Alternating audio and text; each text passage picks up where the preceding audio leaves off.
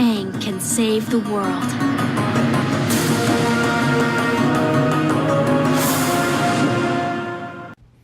Hey guys, and welcome to a new series that I've been watching, Avatar: The Last Airbender.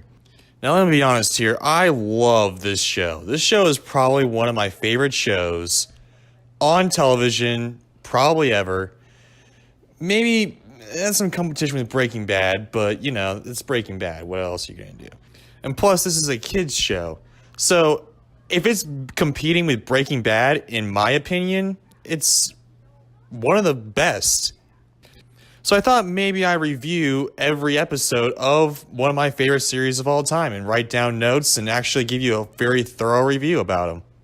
So for this review, we're actually starting with the first and second episodes because they're pretty much an extended episode. It's called The Boy in the Iceberg and The Avatar Returns. Now let me just start out with pretty much everything that's good about the entire series, because these are the points that will pretty much last throughout the entire series. First of all, the animation. The animation in this show is truly spectacular.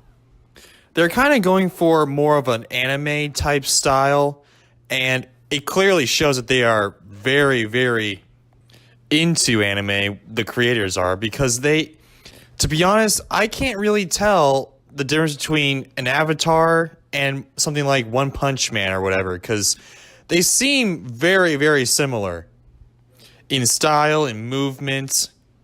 Anime might be a little bit more choppy with the way they move and all that, but still, it kind of works. And I can see in this show, the characters are kind of more fluid in their movements, whereas anime, they're kind of like you're reading a manga or whatever. But I mean, it is American animation, so I mean, what else are you gonna do? But it was clearly inspired by anime, the whole animation style. And be honest, the animation is very beautiful as well. You get the overscoping majesty of like the white icebergs and all that, and how soothing and calming everything is. And then you get like a contrast between the Fire Nation's like ships, how gray they are and how steel they are, how threatening everything is with the Fire Nation, and how soothing and calming is with the ice nomads. Also the intro, you know, even with Breaking Bad, it's in Game of Thrones and among others, the common intro to like TV shows and all that have been kind of not that great. It's more along the lines of like score music and then just showing like stylized pictures or something like that. And I mean, it's kind of cool, but still, you kind of missing the overall like getting ready for the show and all that, you know? It's with a theme song, it kind of drags you in. And maybe I'll make a video about that sometime, maybe, I don't know. But as you may know, I'm pretty passionate about theme songs and movie and TV intros and all that. But even though this doesn't have like a theme song or a TV intro, and it's just like Katara talking about how the Fire Nation attacked and all that and what happened in the world, it kind of brings you in. It kind of shows you the fantastic animation. It shows you what you're about to get into, which still, it's not a theme song, but it's closer than a lot of other shows out there. Speaking of which, there will be spoilers in this review, so if you want to watch it, might as well pause this video and go watch it and then come back and finish this review. But until then, let's get started. So apparently there are 4 main nations in this world that Avatar lives in. There's the Fire Nation, there's the Earth Kingdom, the Air Nomads, it's Air Nomads, and the Ice Village, or something like that.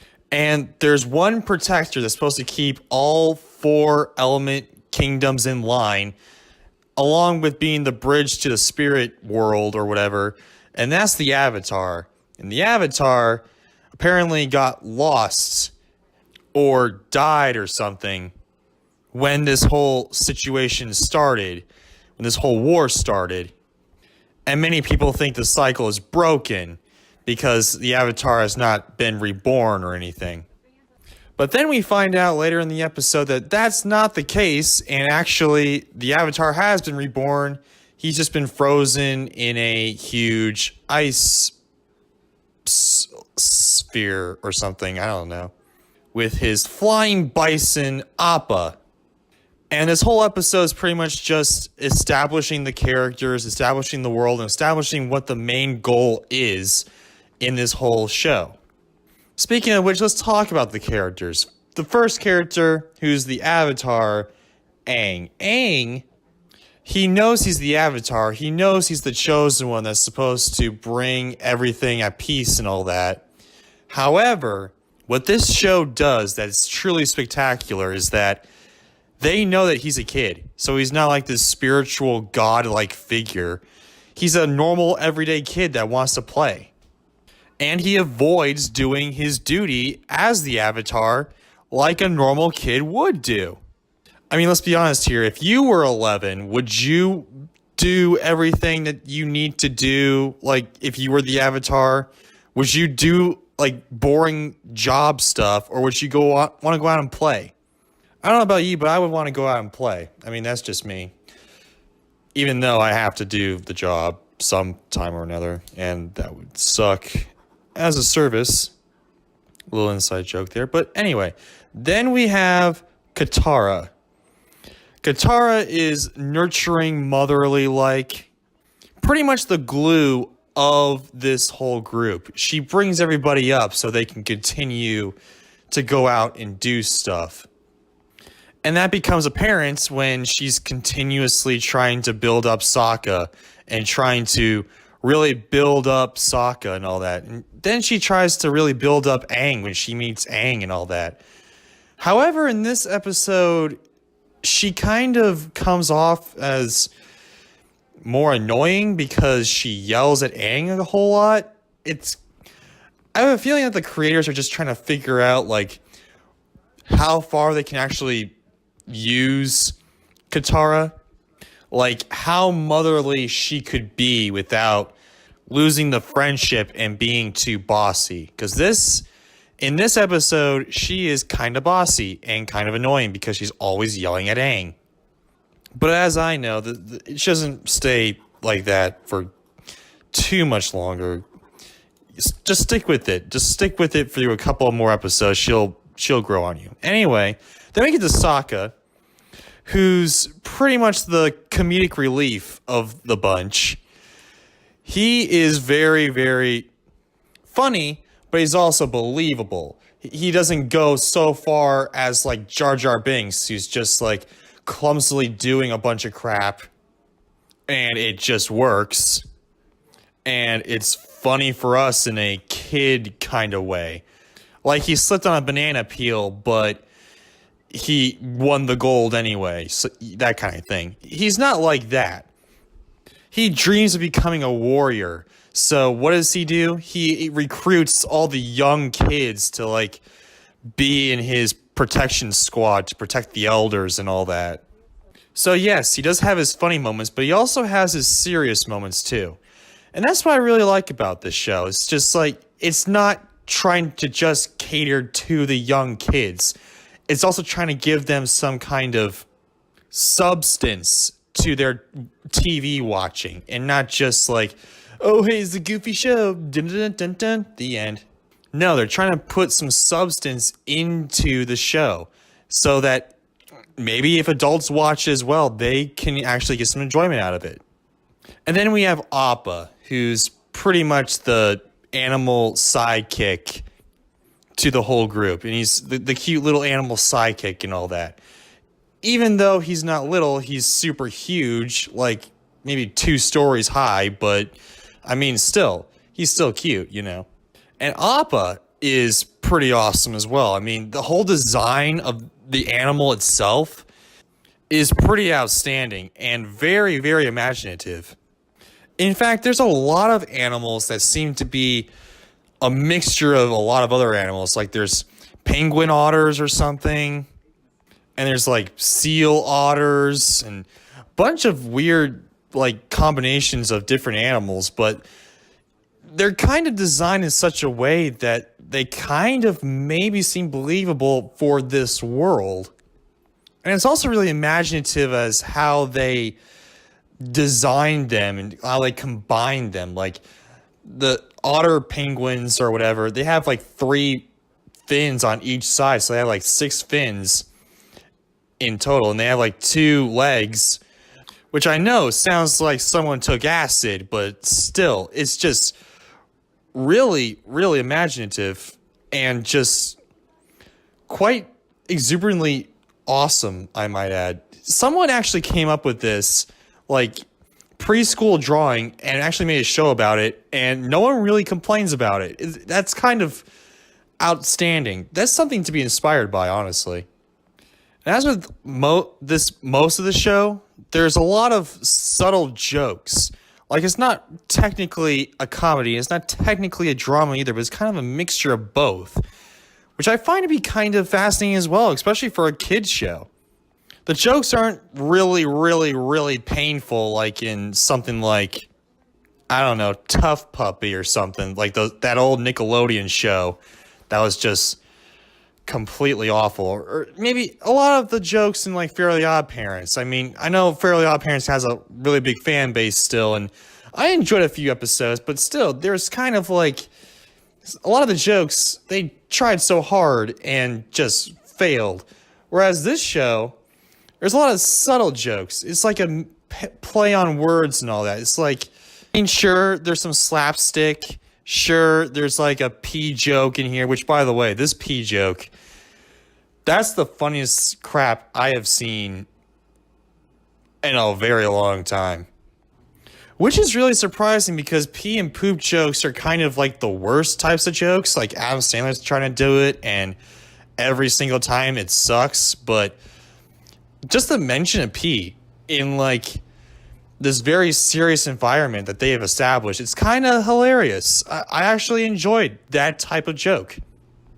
I mean, this whole show is pretty much a reworking of a few things. Like Zuko's uncle, which I think his name is Iroh, but I'm not completely sure. It's been a while since I've watched this show, so I'm kind of rewatching it again. But anyway, he's supposed to be like the wisdom character that's supposed to lead Zuko to a brighter path or whatever. But he's also kind of quirky. They actually gave him some characteristics. Like, he makes a lot of tea, and he loves his tea. And he loves to play games and have fun like an old man. And why do they have that? Because he is an old man. He's like an old man in Florida who gives wisdom, advice, and all that. It's very, very subtle and actually really compelling. It actually gives some character, unlike some other shows like Tough Puppy that don't give anybody any characteristics except for the fact that they're animals and all that. Also, Zuko's uncle is played by the one and only Mako. May he rest in peace. And Zuko is actually played by Dante Bosco, who's been in such things as like Hook and all that. He's actually kind of like the Will Wheaton type fan base and all that, which, yeah, I'm kind of on board with that type of fan base. I follow Will Wheaton on Twitter. So do I. I also follow Dante Bosco on Twitter as well. So yeah, there you go. However, Zuko's character in this 1 or 2 episodes is kind of one-sided. You don't really know why Zuko is trying to hunt the Avatar. He's just kind of there and kind of like, yeah, I need to get the Avatar. Give me the Avatar. I'm the prince. Give me the Avatar. You know, it's just like, he just kind of expects it and doesn't really like work for it to an extent. He still works a lot with his firebending, but it's just kind of the mustache twirling like villain and all that. It's just not compelling. And I know that this is the first episode and not everything is like taken care of yet. Like, we haven't established Zuko's character really as of yet. We need to grow a little bit more with Zuko, but still, it's just, I wish they gave him a little bit more character, because, and I know there's a lot of characters that need to build up in this first episode, but honestly, they could have given him like a little bit of something. We could have seen like a little bit of why he's hunting the Avatar and all that, but still, I mean, all in all, it's not that bad. And as for the story, it's actually pretty fantastic. Even though I will say that it's kind of a normal, stereotypical of origin story of the Avatar and his quest and all that, but like, he stumbles and all that. He doesn't want to go and be the Avatar, but someone convinces him and he fights the bad guy, and then he goes on his journey and all that. And yeah, it is very stereotypical, but again, they're trying to test the waters to see how far they can push it and all that, see how well they can adapt it. And now they're going to start taking more and more risks as episodes start to come out and all that. And I mean, we get to see a little bit more into the Southern Water Tribe's life. Oh, the Water Tribe. Now I remember. Okay. So it's the Southern Water Tribe's life. We get to see a little bit more of that culture. We see more drama with Katara having to choose between going with Aang to fight the Fire King and all that, or staying with her grandmother who needs her, and staying with like the tribe and protecting the tribe and all that, which is honestly pretty dramatic for a kids show, especially even today, honestly. And there's just a few more things I need to take care of, one good and one bad. The bad part is, like, the real major complaint I have with this show is the little kid actors. The little kid actors don't know how to act.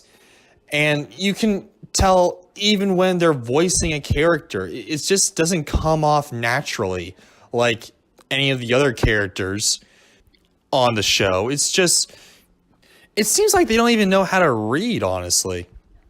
However, they really make up for it with the action scenes. These are the most well-animated action scenes I have seen in a while. And again, I don't watch a lot of anime, but these action scenes are pretty great. You see Aang use like the powers he has to his advantage, and it's not like cutscene and all that. You actually see it a lot. It's actually a lot better than a lot of action movies today, which is really surprising.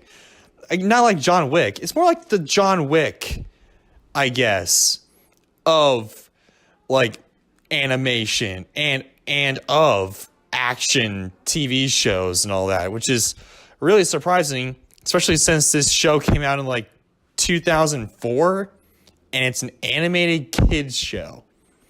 And they actually show some blood. Like, you actually see cuts and bruises and all that. You don't, which again makes for a greater show. And to be honest, I know I have seen this show before, but I'm telling you right now, this is a great show. Get on this. Find somewhere that's it's streaming, or buy the episodes or rent them or something. Find a way to watch this show, because it's absolutely fantastic. I can't wait to dwell into it more with you guys. I can't wait to watch this show again and get more wrapped up into it. Find the love that I had with this show, relive it with you guys. And yeah, we'll watch a few more episodes and get more out to you. Anyway, guys, I'll continue watching this show. You guys subscribe for more content coming your way. And as always, take care.